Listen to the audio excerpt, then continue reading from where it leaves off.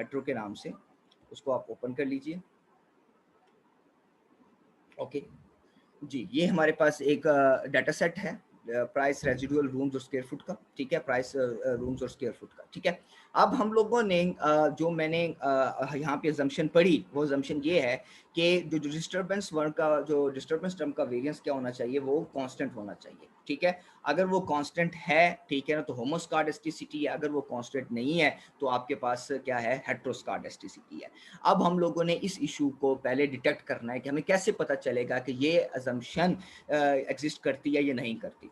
अच्छा जी, जब भी होमोस्कार्डिस्टिसिटी का इशू हो या कोई भी ओएलएस की कोई अजम्पशन की वायलेशन हो, तो कुछ अजम्पशंस हमारी क्या नाम है, टेस्टिंग से पहले हमें उसको देखना होता है, जैसे मसलन लीनियरिटी ऑफ मॉडल है या एक्सटी में सम वेरिएशन है, ठीक है ना। ये कुछ ऐसी अजम्पशंस होती हैं जो मॉडल टेस्ट करने से पहले, यानी कि फंक्शन फॉर्म्स को टेस्ट करने से पहले हम लोग उसको जस्ट उसको ऑब्जर्व करते हैं। और कुछ ऐसी अजम्पशंस होती हैं जो हम लोग रिग्रेशन इक्वेशन को टेस्ट करने के बाद उन इक्वेशंस, उन क्या कहते हैं, असम्पशंस को देखते हैं कि वो असम्पशंस हमारी जस्टिफाई हो रही हैं या नहीं हो रही। ओके, तो दैट इज द बेसिकली ये वो असम्पशन है जो हम लोगों ने रिग्रेशन रन करने के बाद इस चीज को वेरीफाई करना है कि जो होमोस्कार्डिस्टिसिटी की असम्पशन है वो एग्जिस्ट करती है या नहीं करती। ओके, अब इसको देखना है तो किस तरह देखेंगे।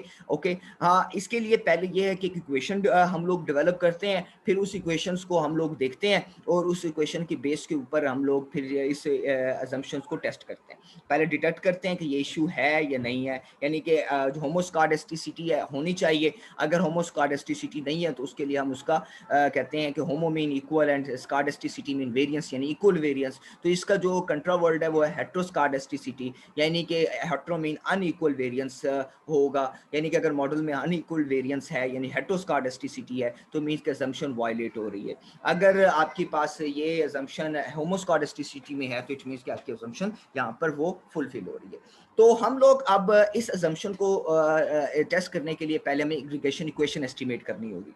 अब मैं यहाँ पर एक इक्वेशंस को वैसे डेवलप करता हूँ कि यहाँ पर हमारे पास 3 किस्म के वेरिएबल्स हैं, जिसका नाम है प्राइस, रूम्स और स्क्वायर फीट।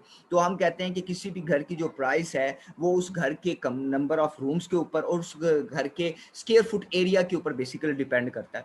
जितने रूम ज्यादा होंगे, जितना एक कवर्ड एरिया स्क्वायर फुट में होगा घर का, तो उस सूरत में उसकी जो प्राइस होगी वो ज्यादा होगी। तो यहाँ पर मैं जो इक्वेशन बनाना चाहता हूँ, ठीक है, क्विक में जाता हूँ, एस्टिमेट इक्वेशन करता हूँ। यहाँ पर मैं लिखता हूँ price space C space rooms space SQFFET square feet. Okay, कि जो प्राइस है वो बेसिकली डिपेंड करती है आपके क्या नंबर ऑफ रूम, किसी भी घर की जो प्राइस है उसके घर के कितने कमरे हैं और घर कितने स्क्वायर फुट में बना एरिया है उसका, ठीक है, तो इसके ऊपर डिपेंड करती है।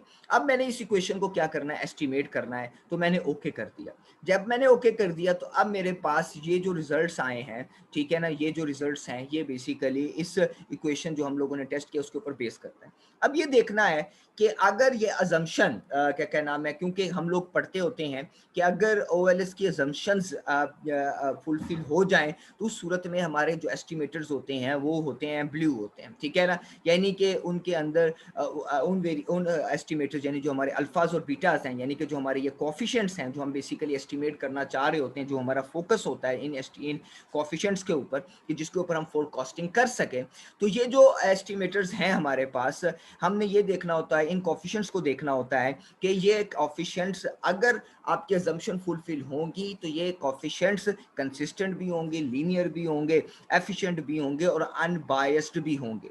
लेकिन अगर आपके ये जो अजम्पशंस हैं फुलफिल ना हो, जस्टिफाई ना हो, उन सूरत में ये जो आपके पास जो कोफिशिएंट्स हैं ना वो कंसिस्टेंट रहते हैं, ना वो लीनियर रहते हैं, वो बायस्ड हो जाते हैं और इनएफिशिएंट हो जाते हैं। तो हमारा फोकस क्या होता है यहाँ पर, हमारा फोकस ये होता है कि इन कोफिशिएंट्स को क्या करना है, इनके अंदर जो ब्लूनेस है वो हमने यहाँ पे इसको देखना है। तो ये अगर होमोस्कार्डिस्टिसिटी का इशू आपके एग्जिस्ट कर जाए आपके डाटा के आपके रिग्रेशन एनालिसिस के अंदर, तो उस सूरत में ये कोफिशिएंट्स एफिशिएंट नहीं रहते, इनएफिशिएंट हो जाते हैं।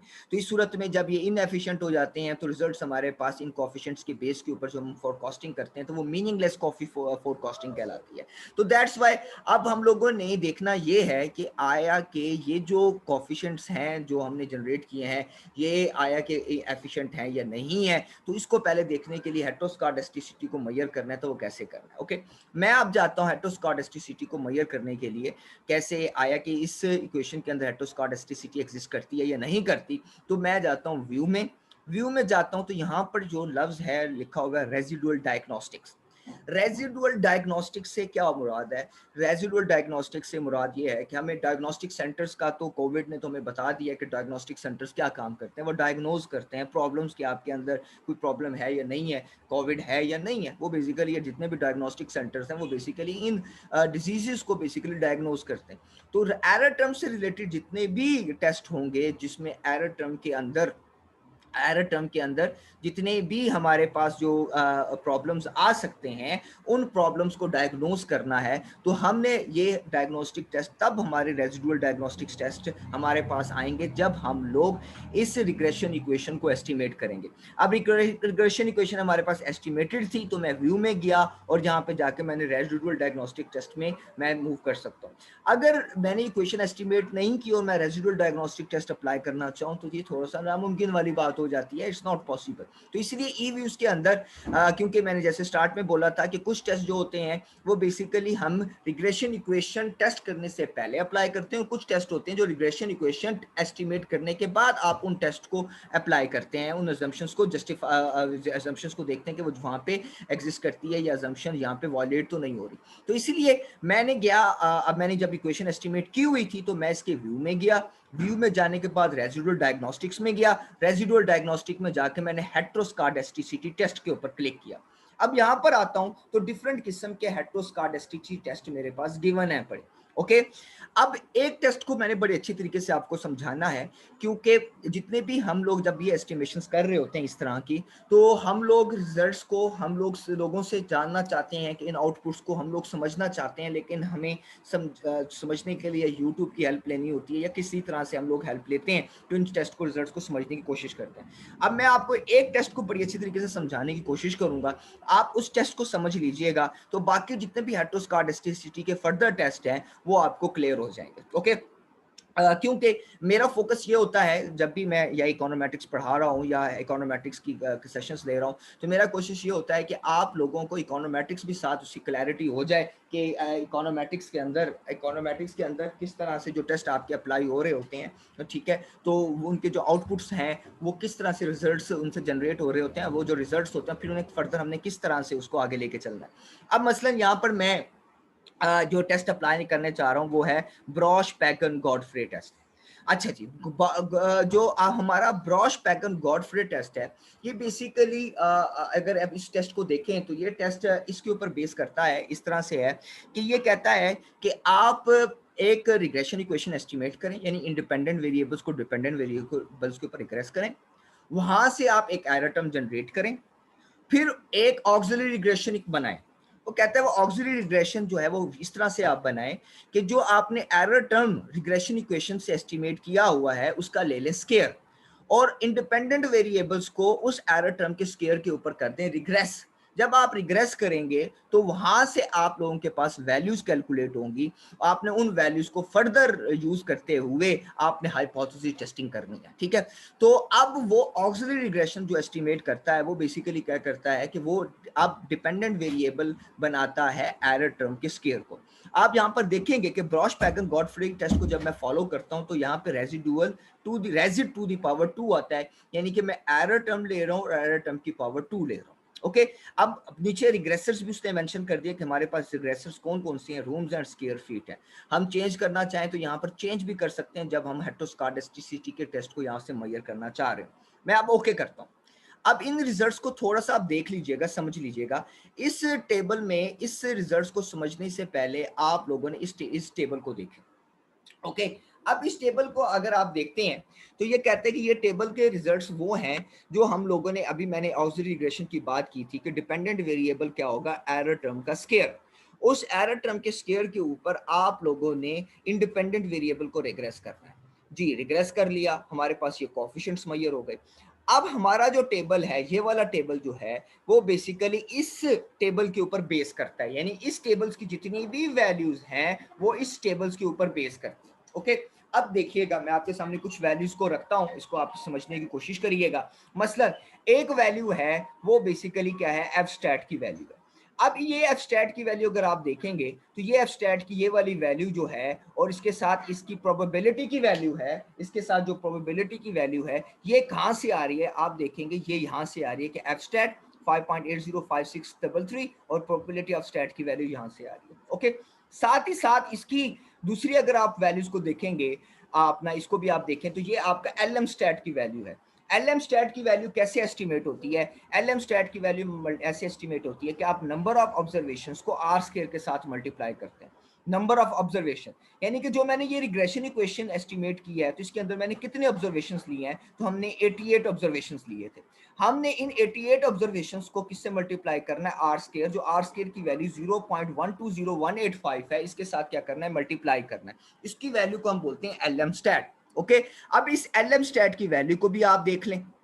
ओके, कि एल एम स्टैट की वैल्यू कैसे कैलकुलेट हुई, आपने इस 88 को मल्टीप्लाई कर दिया इस आर स्क्वायर 0.120185 के साथ, आप मल्टीप्लाई करेंगे यानी 88 multiply by this value will comes to that value 10.57632।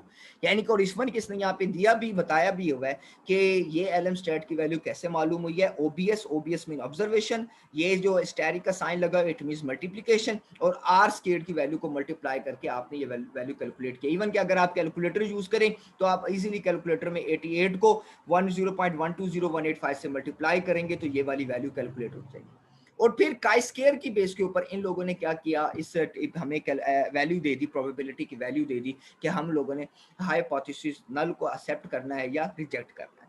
Okay, तो ये अब आगे आ जाते हैं स्केल्ड एक्सप्लेन्ड एसएसएस, यानी कि जो सम ऑफ स्क्वायर के ऊपर, एक्सप्लेन्ड सम ऑफ स्क्वायर के ऊपर जो स्केल्ड है उसकी वैल्यू को कैलकुलेट करना है। तो ये थोड़ा सा, ये वैल्यू को कैलकुलेट करने के लिए हमें एक फार्मूले के ऊपर बेस करना होता है, और वो फार्मूला जो उसके लिए हमें वैल्यूज चाहिए होती हैं वो बेसिकली हम लोग यहाँ से इसी टेबल से इन वैल्यूज को लेते हैं और उसकी स्केल्ड एसएसएस की वैल्यू को कैलकुलेट करते हैं। ये थोड़ा सा ट्रेनिंग के स्कोप से, यानी कि फार्मूला की एस्टिमेशन कैसे करता है वगैरह वगैरह, तो वो थोड़ा सा स्कोप से आउट हो जाता है। तो दैट्स वाई मैं सिंपल से कह देता हूँ कि ये वाली भी वैल्यू हमारी इस टेबल की वैल्यू से ही कैलकुलेट होती है। बाकी दो वैल्यूज मैंने आपको अच्छी तरीके से बता दी हैं, लेकिन ये जो स्केल्ड एक्सप्लेन एसएसएस की वैल्यू है ये बेसिकली हमारी कैलकुलेट होती है एक स्पेसिफिक फार्मूले से। अच्छा जी, अब हम लोगों ने क्या करना है, ये हेटेरोस्कार्डिस्टिसिटी का जो ब्रॉश-पैगन टेस्ट है इसकी वैल्यू को हम लोगों ने वैल्यूज को एस्टिमेट की, इस टेबल को एस्टिमेट किया, जो ये टेबल की वैल्यू इसके ऊपर बेस की। अब इस टेबल के बेस के ऊपर हम लोगों ने अपने हाइपोथेसिस की देखना है कि वो एक्सेप्ट होता है या रिजेक्ट होता है। ठीक है,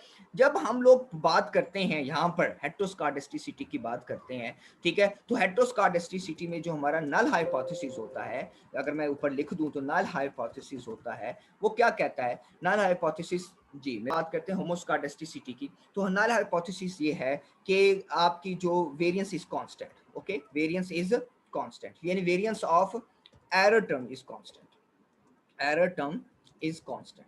इस सूरत में हम कहते हैं, या इसको हम कह सकते हैं और, यानी होमोस्कार्डिस्टिसिटी। ओके, नल अल्टरनेटिव हाइपोथेसिस जो इसका बनता है, ठीक है, अल्टरनेटिव हाइपोथेसिस जो है वो होगा variance of error term is not constant. Okay, और हेटेरोस्कार्डिस्टिसिटी, अच्छा जी, या ठीक है, उम्मीद करता हूँ आप लोगों को समझ में आ गया होगा जो मैंने यहाँ पे हाइपोथेसिस लिखे हैं। अब आप एफ स्टैट की बेस के ऊपर बात कर लें या एल एम स्टैट की बेस के ऊपर बात करें, एफ स्टैट या एल एम स्टैट की बेस के ऊपर बात कर लें, तो दोनों सूत्रों में जो पी वैल्यू है वो लेस देन 1% है। तो आपका लेस देन 1% होगा तो एच नॉट क्या हो जाएगा आपका, लेस देन 1%, और रिजेक्ट हो जाएगा एच नॉट। तो एच नॉट रिजेक्ट हो गया तो अल्टरनेटिव एक्सेप्ट हो गया, इट मींस आपके मॉडल के अंदर हेटेरोस्कार्डिस्टिसिटी पाई जाती है। ओके, यानी कि अब, यानी कि आपके मॉडल के अंदर वेरिएंस कांस्टेंट नहीं है, आपके मॉडल के अंदर वेरिएंस कांस्टेंट नहीं है। ओके।